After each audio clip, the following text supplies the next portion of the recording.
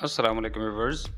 सुल्तान महमूद गजनवी के पास एक शख्स एक चकोर लाया जिसका एक पाँव नहीं था। जब सुल्तान ने इससे चकोर की कीमत पूछी तो उस शख्स ने इसकी कीमत बहुत महंगी बताई।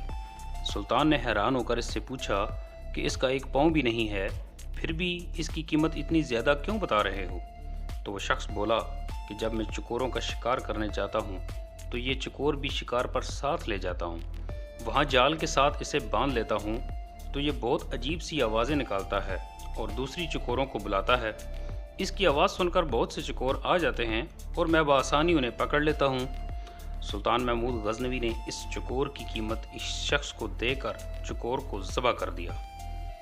उस शख्स ने पूछा कि इतनी कीमत देने के बावजूद इसको क्यों ज़बह किया?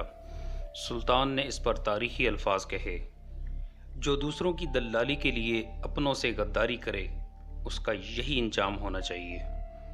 व्यूअर्स, मज़ीद इस तरह की वीडियोज़ के लिए हमारा चैनल रोशनास लाजमी सब्सक्राइब करें। आपका बहुत बहुत शुक्रिया।